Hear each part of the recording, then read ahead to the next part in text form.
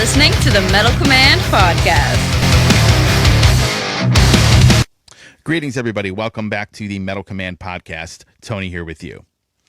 Recently, I came across a very unique show, something that I personally have never seen in the heavy metal media world, and that is a show called Metal Mastication. The show host, his name is Brett, and Metal Mastication is a very unique thing that I've never seen before and a really cool idea. And that is you're getting heavy metal musicians to come into the kitchen to make their favorite food and talk about their career. And I'll be honest with you, there's an aspect to this show that really resonated with me because you get to see a different side of these musicians that you wouldn't normally see. Now, in my opinion, it's a genius idea. I decided to bring Brett on my show to talk about what he has going on with Metal Mastication. This obviously just started. But I love the concept of the show. I love what he's doing with it. You know, this is not your typical heavy metal show where you're going to be talking about album reviews or, you know, you're going to have a formal interview, you know, with like scripted questions. This is just heavy metal musicians getting into the kitchen, Brett having fun with these guys having fun in the kitchen, talking about their careers. And to me, it's so refreshing to see something like this that's just so different, unique, and a lot of fun to watch. So with that said, here is my interview with Brett from Metal Mastication, talking about his show. We also talk about heavy metal. We talk about the Metal Hall of Fame, which he also does some work with. And here you go. Check it out. Thanks for watching. If you do like what you see and hear on the Metal Command Show, hit the subscribe button. Follow us on social media, and of course, if you're on YouTube, hit that little bell to be notified anytime I do post a video. Here you go. Welcome to the Metal Command Podcast, everybody. I have a guest on my show. I have Brett from the show Metal Mastication, which I think is a really, really cool show and a really cool concept, basically getting heavy metal musicians in the kitchen to make some of their favorite food and something very unique I've never seen in the scene before. So I'm really glad to have you here. Right on. Thank you, man. It's a pleasure to be here. Thank you. So let's talk about this, man.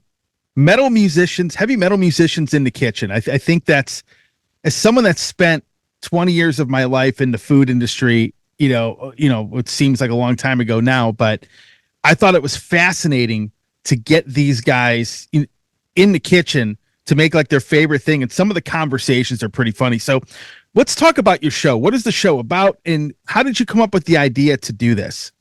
Well, okay. So I know how to cook.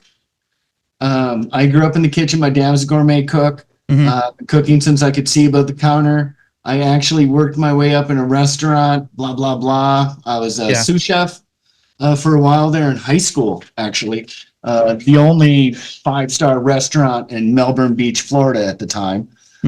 Anyway, so I'm following Billy Sheehan on Facebook.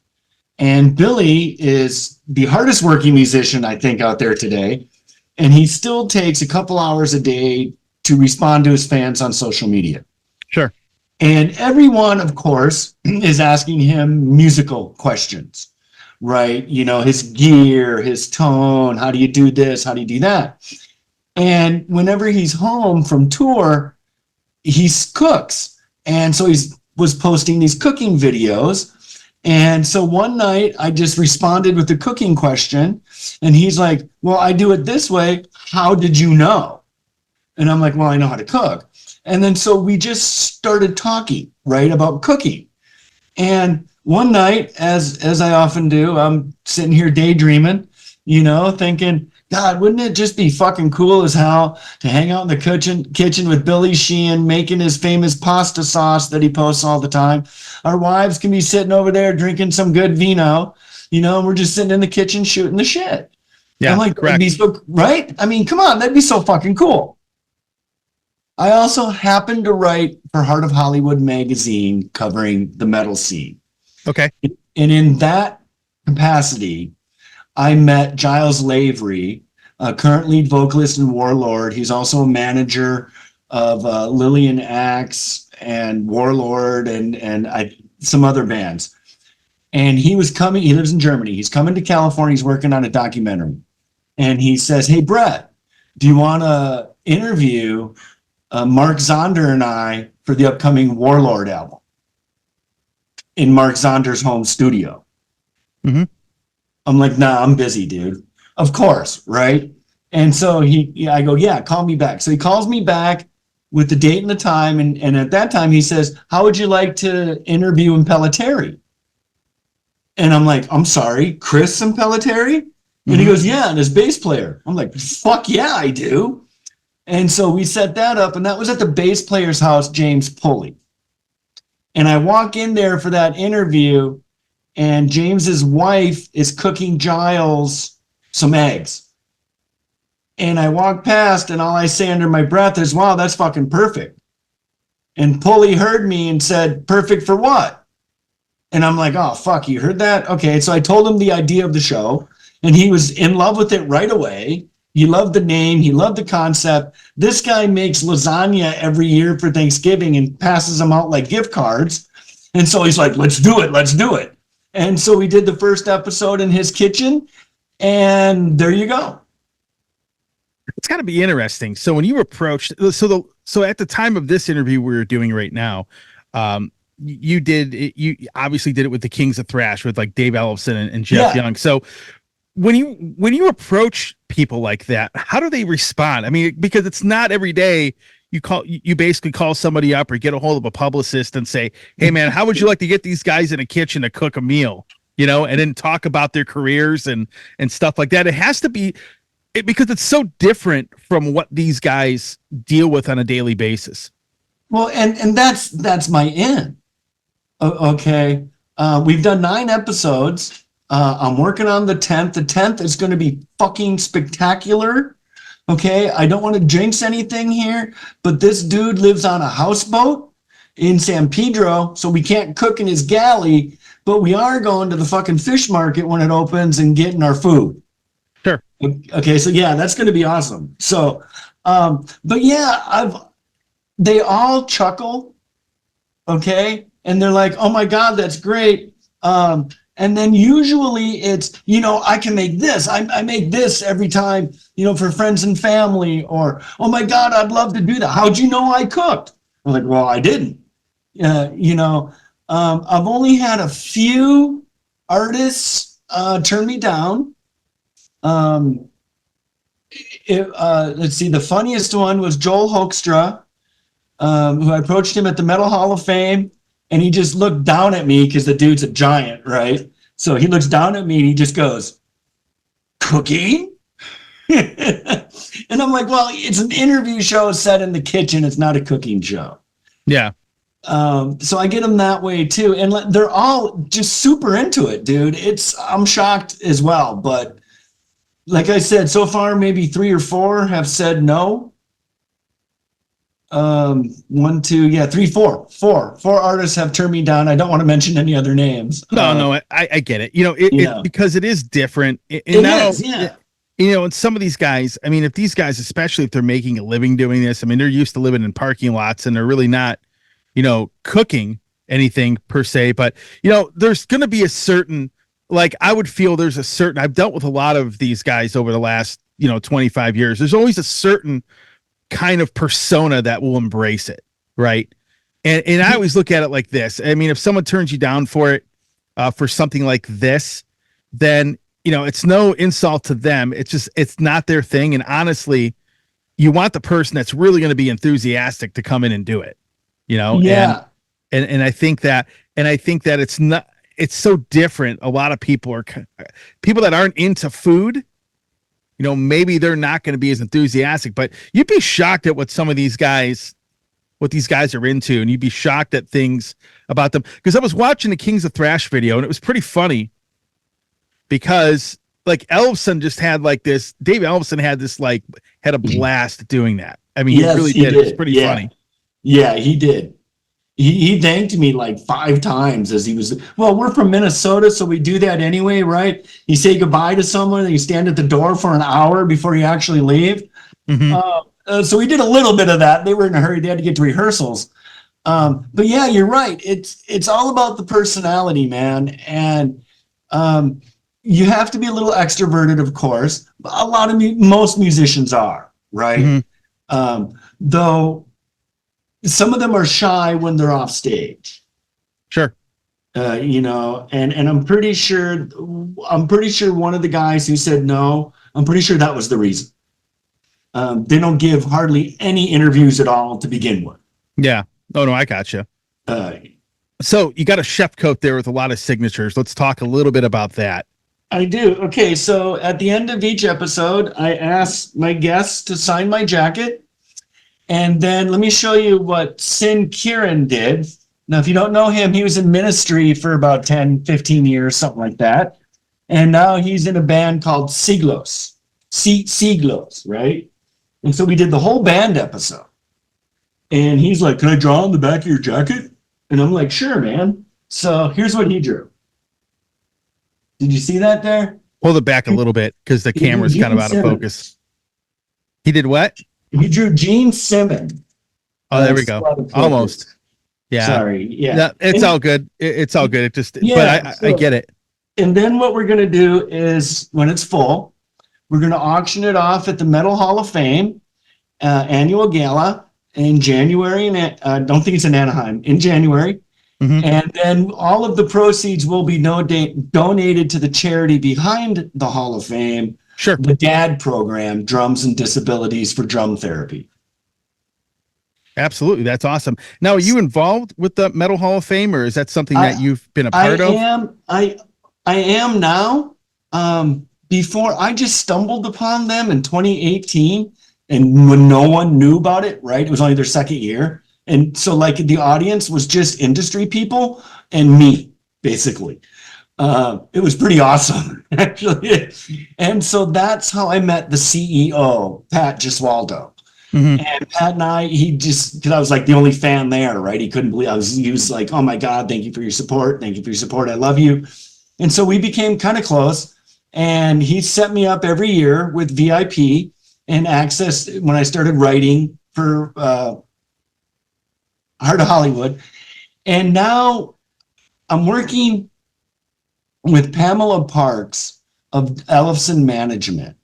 She got involved last year in the Metal Hall of Fame to organize it because Pat has a huge heart and wonderful ideas, but he can't organize his way out of a wet paper bag, I don't think.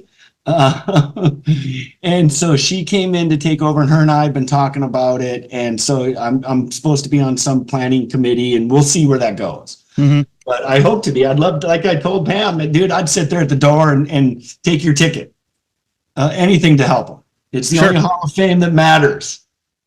Yeah, that's kind of always been my thing. I always tell everybody, every year you get these people that complain about the Rock and Roll Hall of Fame didn't induct this band or that band. And I've always had, and I did a podcast on this actually, I've always had the philosophy that the Hall of Fame is really what's on your shelves, the CDs on your shelves, the artists that inspire you. And if you're going to support one, then you should support the one that actually knows our genre of music, which would be the Metal Hall of Fame, right?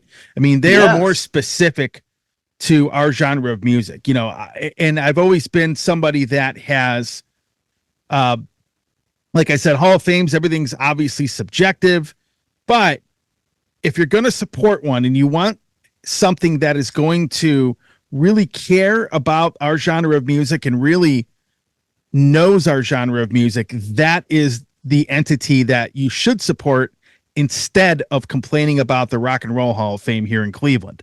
And I've said that for probably about a year now, because I think what they are doing and what they're trying to do, I think is great.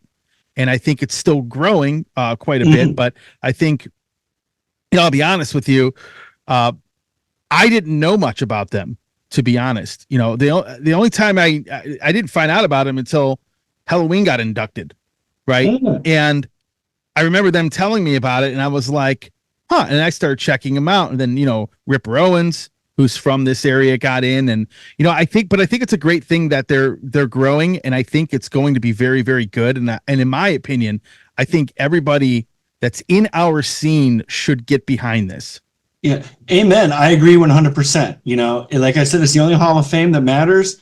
No disrespect at all to Miss Parton, Okay. But I can guarantee Dolly Parton will never be inducted into the Metal Hall of Fame. No.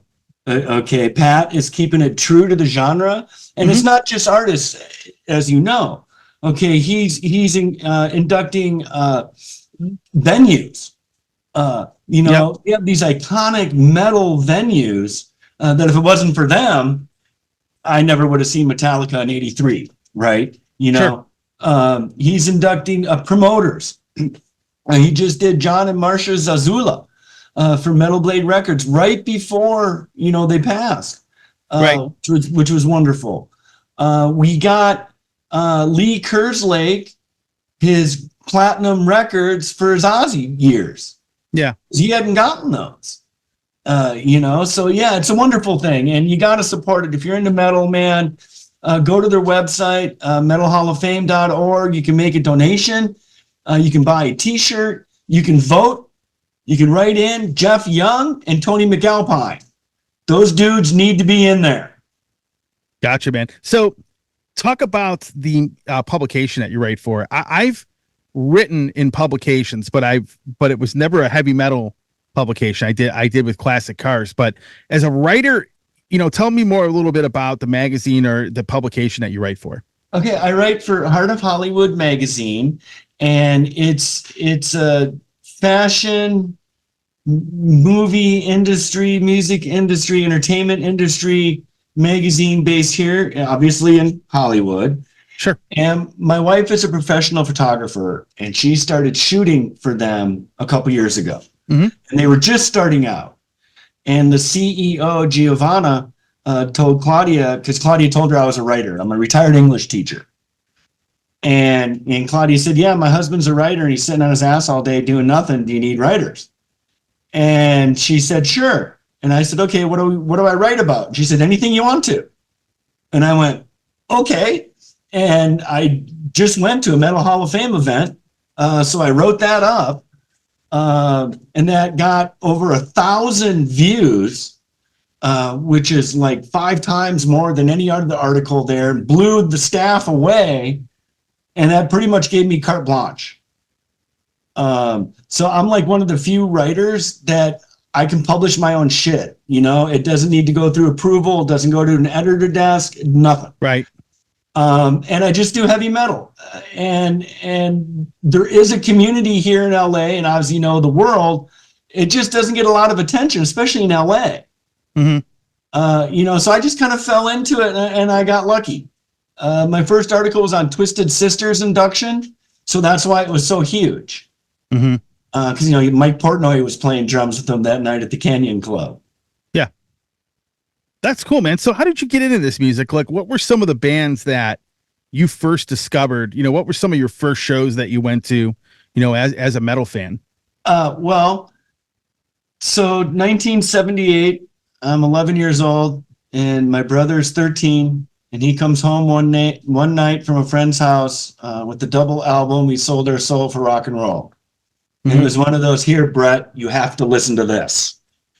And so I look at the cover and I go, yeah, that's cool. I open it up and I go, holy fuck, that's really cool. Then you put it on, and the first song, Black Sabbath, right? I get chills now, man. Yeah. And so that one just totally changed everything for me. 6 months later, that was my first concert, the Never Say Die tour with Van Halen opening. I was 11 and a half, almost 12 years old. And that was my very first rock concert. I've seen Black Sabbath 13 times, every lineup, except for the Ray Gillen shows, but they just did a few up there in your neck of the woods, right in the East Coast there and up in Canada. Yeah. So they're my favorite band, obviously, still to this day. Though my favorite guitar player is Jimmy Page. Sure. So go figure.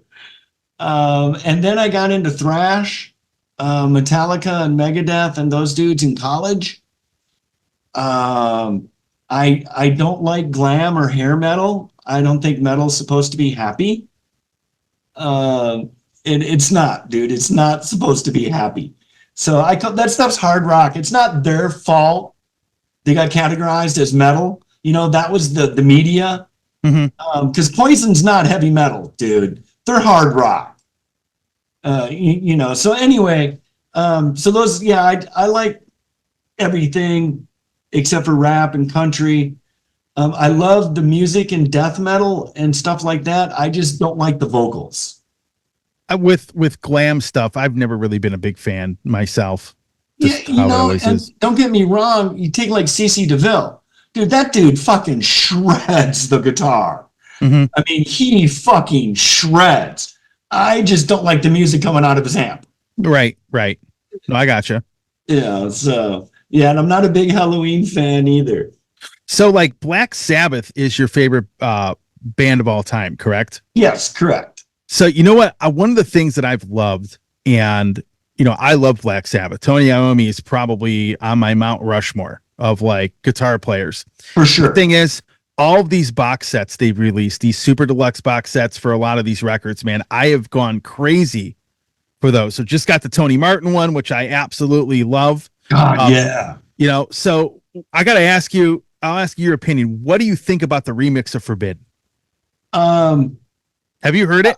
I did. I have a couple times actually. When the album came out, my friend had it, and I remember listening to it the day he bought it, Mm-hmm. and going, because he had some rap in there, and I was so anti-rap, and I pretty much tuned it out from then on. Yeah. All right, and then he's coming out with the release and stuff, and I was talking to my friend Giles again, and Giles Lavery is like, "No, Brett, really, you got to give that a second listen." Mm-hmm. And so when the remix came out, I did, and yeah, it's a great album. I mean, it really is.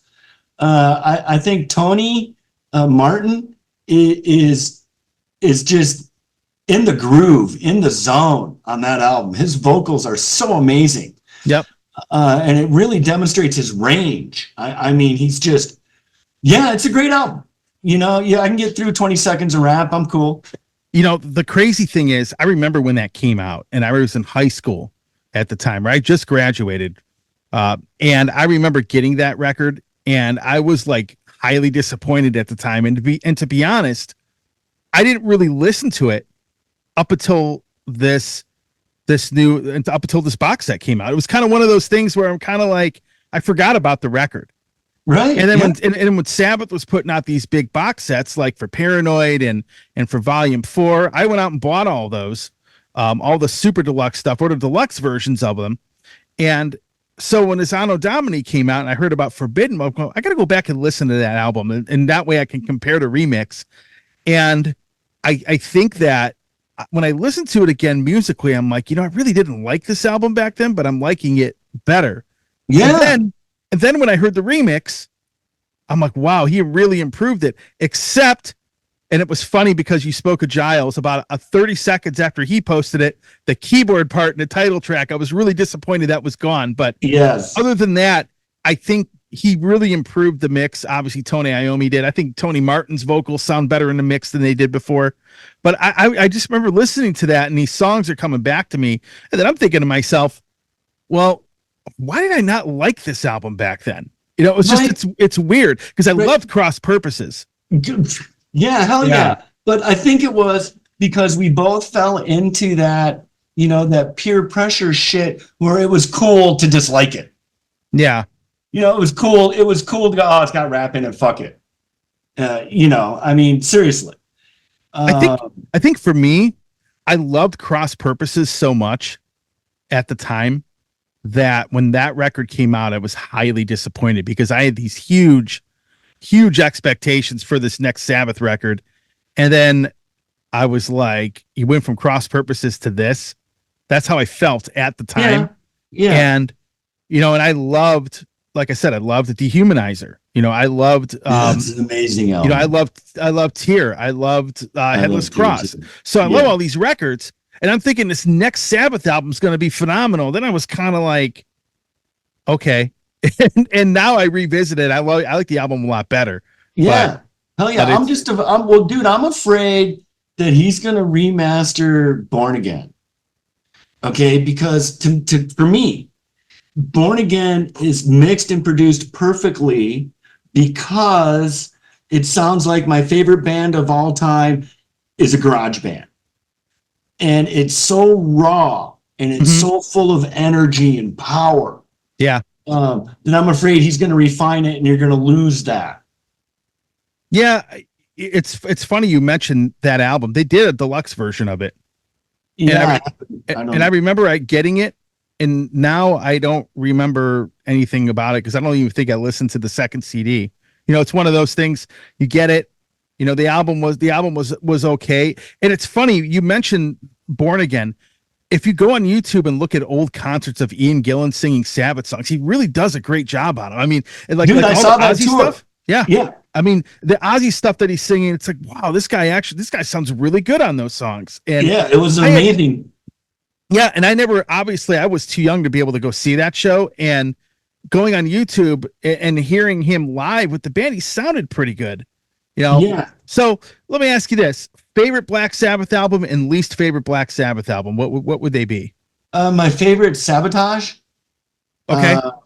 And my least favorite, wow, that really sucks, dude. I don't know.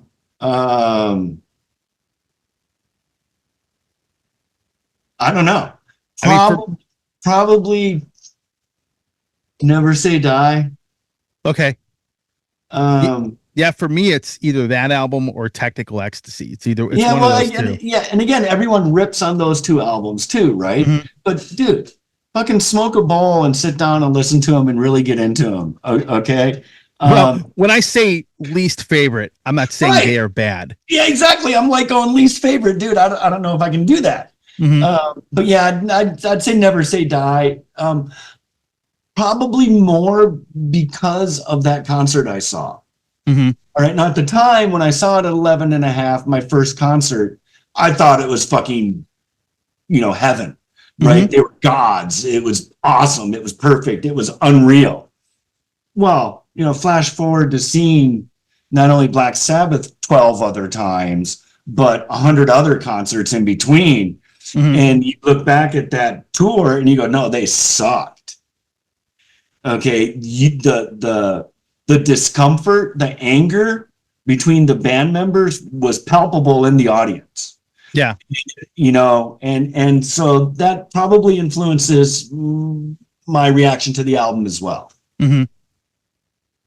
Oh no, I got you, man. So moving back to your show, you have you have some shows planned coming up. How has the show been received by a lot of people? Like like anything, you're starting from scratch, basically trying to get a following up and everything for this.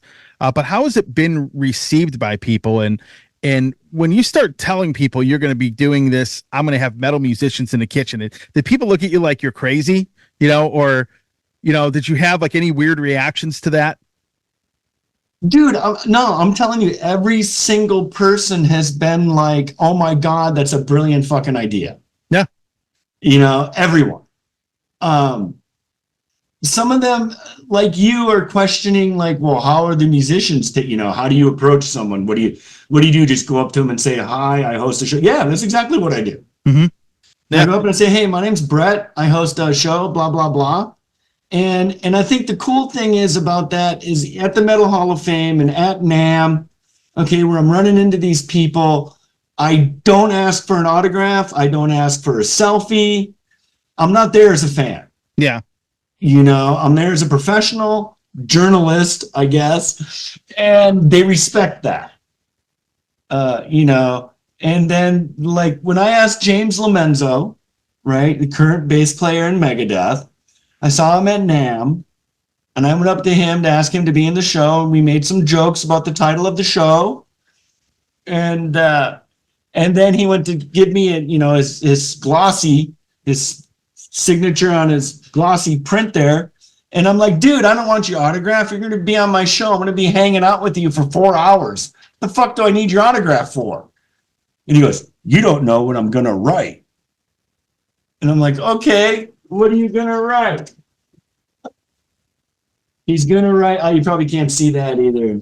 He's going to write. I could see a little bit. Hey, Brett, let's masticate together. Well, that's the best confirmation I've gotten, dude. That's good, actually. So, yeah, exactly.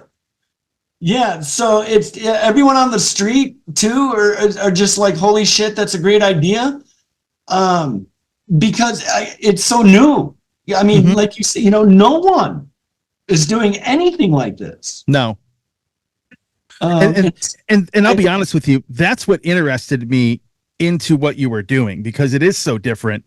And I don't really get a lot of like, I mean, I consider Giles a journalist, so I've had him on the show, and I've had a couple guys that have come on as guests, but something this unique really caught me, because even though it's starting out and it's not really big yet, I really believe that this is something really cool. It's something different.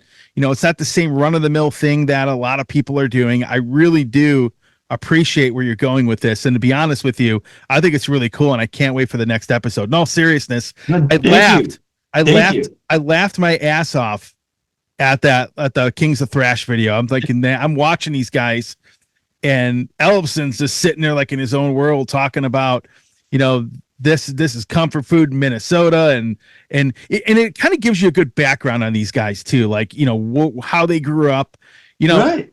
You don't have, nowadays in today's society, you don't have this like mysterious thing going on with musicians anymore. Now people are more viewing them, they're down to earth people, and people that have followed these guys for decades get to see a side of them that 99% of us wouldn't see unless you actually knew them. Exactly. And I think that's what's great about the show. I agree, and I think, and that's the key right there.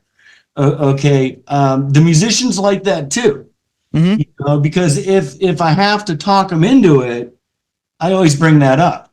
Well, dude, this will let your fans see a different side of you, a side they never see. Correct. Yeah. And it makes you one of us. We all go to the kitchen, even if it's to stir macaroni and cheese. Okay, if it's to make some toast, we all go to the kitchen. So, and if you think about it, dude, when you're at a party or you're at your relative's house or anything, where does everyone end up? Right? At the end of the night, everyone's standing around the kitchen. Yep. And so those conversations, that's what I'm going for. I'm going for those conversations right there. You have late at night when the party's closed and you're standing in the kitchen with your friends and relatives. Right. Yeah, I get it. My first job was with a chef. So I spent, cooking's a hobby of mine. So I spent, 20 years of my life in that industry in various capacities. And the fact that you obviously, how to cook. And I could tell by, the videos and stuff like that you obviously were a food guy, at some point. And it really fascinated me to do something like that.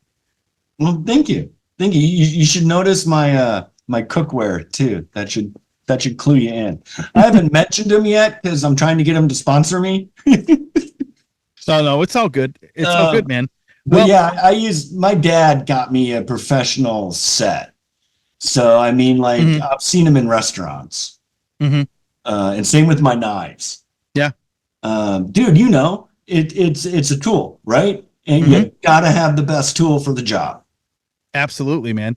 Well, hey, I appreciate you coming on. We'll wrap it up here in a little bit, but I'm definitely really excited to see where your show is going to go. And to be quite honest with you, it's a great concept. I think more people should start to tune in for it and check out these episodes as they come out, because I think that, I think this is going to be something really great for the scene. And it's just something different for everybody to check out, as opposed to the same old that a lot of people are used to, so I'm definitely looking forward to it, dude. Seriously.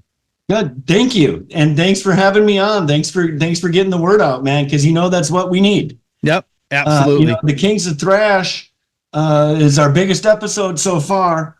And so that's really helping us. It got your attention, and pretty soon, James Pulley is our executive producer now, and he's right. Pretty soon, dude, these guys are going to be calling us. Yeah. Well, I saw the episode that I first saw was with the bass player from Metal Church. That was actually, that's a great episode. The chemistry Steve and I had was awesome. That's actually when you friended me, or I don't know who friended who on Facebook. And then when you mentioned the show, that was the episode I actually saw. And it kind of was in the back of my mind to bring you on here. And then the Kings of Thrash thing came, and I'm like, okay, we gotta like make this happen and have fun with it. But I think it's great. You have fun with it. It's a great concept. I think that, you know, you're always going to have those guys that are really not going to be as into it. But I think majority of the community, if they're really into something like this, it's fun, it's cool. You know, I believe that you're going to do well with it. Thank you so much, man. I hope you're right.